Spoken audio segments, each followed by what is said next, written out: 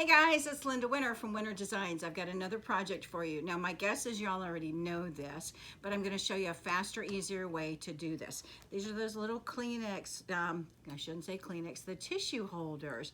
These guys here. So when you get the tissue things like this and you want to carry them in your purse or in your backpack or whatever, you make that cute little case. You probably made them. They're super easy, super fast. I'm going to show you how to do it with a box plate if you want to, or the way that I do it, just to whip them out fast, is, where's the one without a box plate?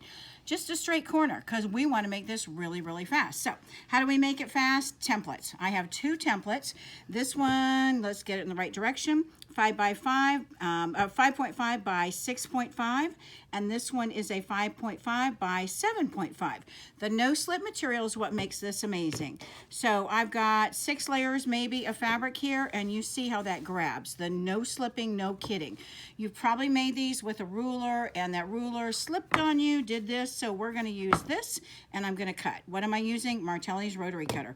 I'm a lefty, as many of you know, so I'm using the left-handed rotary cutter. When I roll forward, it opens up, and I simply turn. Using that template, it grabs that fabric, and I cut, and I turn, and I cut, and I turn, and I cut, and I go right back to the beginning. Let's see if I got all that. Start right at the beginning. Okay, what that's going to give me is all of my rectangles for the fabric that's going to be on the outside.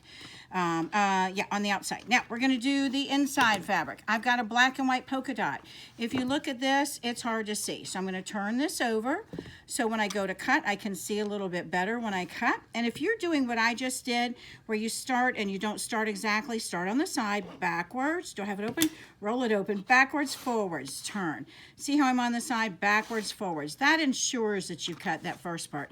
I tell you guys to do it, but I don't always do it myself. And so you don't always get that cut right here. I only did one layer because I'm not sure I'm going to like this with this. So we're going to try that out. I also want to show you lots of fabric choices. So what are we going to do? You can do this at the sewing machine, of course, but I'm going to do it on a serger. Why? Super fast, super easy. So we're going to be stitching these together here, and then we're going to come over and we're going to stitch together here. If you want to do it on a sewing machine, it's the same process. I'm just going to go to the serger and we're going to stitch, stitch, stitch. So really just stitch, stitch, just the two. So I'm going to grab right at the beginning my fabrics, and as I stitch, let me find my foot pedal over here. We're just cutting off that fabric. And when I get to the next side, I don't even need to pin. I'm just going to line those edges up and we'll stitch. This couldn't be any faster or any easier. If you've been handing out all those antibacterial wipes and the hand sanitizers and all that stuff, this is not a bad idea to keep in your pocket as well. My guess is you've already used this stuff before. Okay, now Tina's going to come around to the front to the ironing board. I'm going to show you what I say to do. Doesn't mean I'm always going to do that, but I'm going to kind of finger here. Let's actually turn this right sides out. We'll cut our threads, and I'm going to turn this out, and we want to give this a good press. And again, sometimes I do, but most of the time I just do this. I'm fingering my fabric here, and I'm fingering my fabric here. If you want to press it, you know, who is this for? If it's for your mother, Martha Stewart on steroids, give it a good press here. And I'm going a little bit further than where it really will be. And you'll see why in a second, because we're going to be measuring this and kind of eyeballing it, or really getting exactly. It's totally up to you. This is optional. Again, what I do is I just finger press. All right, let me cut these threads. You've got snippets, you've got Martelli's precision scissors. All those are available for you. And if you notice, I'm working on our wool pressing mat and not on the cutting table. I've got this on the table. This is the Elite table, so it's got that extra room on the side. If you had to have an advantage, it's the same thing. All right, what do I want to do? I want to see that this black and white polka dot and this black and white polka dot is basically the same.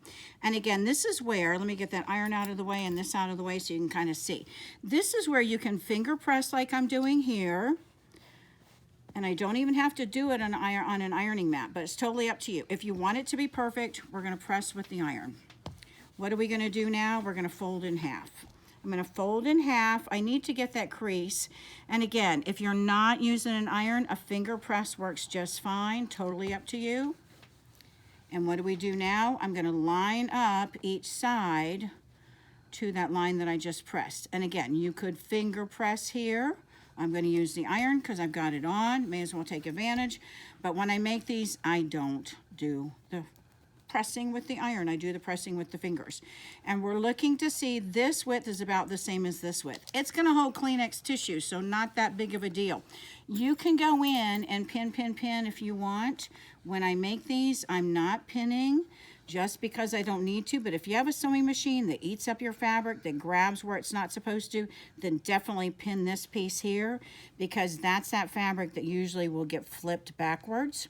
So again, totally up to you. We're going to pin the other side, and then we're going to go to the serger. On a sewing machine, again, this right here would be the issue, you know, making sure that that doesn't flip back on you. Serger, sometimes you don't pin it a serger. You don't really need to pin it a serger. We're going to come back over to the serger. Tina's going to follow me over here, and I'm going to start to stitch, and we'll get close to that pin and remove. And we're going to get close to that pin and remove, and I'm going to make sure that that fabric is underneath my foot. Now you can choose not to do a box pleat if you don't want to. It's totally up to you. And right here, I don't know if y'all can see, but my fabric has moved a little bit, so I'm just going to kind of line this up a little bit better here. And line that back a little bit. Again, this is for tissue, so it's not like this is a quilt that's going to go in a quilt show. And you probably want to make, if you're going to make one, you probably want to make like 50 of these. Notice what's happening here? That's starting to pucker. So I'm going to just lift that up and press that down. The Sew-Mate would be a really great tool for me to have. Where is it? It's way over there. So imagine I had my Sew-Mate here. We're going to cut these threads off here at the serger. I have the Serger Buddy under my serger, which I love. It's got this bag right here for me. So that means I don't have my threads all over everywhere else, which I do when I'm sewing at my sewing machine. So that guy there. All right, we're going to come back to the center. What are we going to do? We're going to turn. So I want to show you, if you're going to do the box pleat, instead of stitching here, we're going to lift this. And where this crease is, right here, we're just going to reinforce that. Just crease, crease with your fingers, crease, crease. Same thing over here, same thing over here. Why?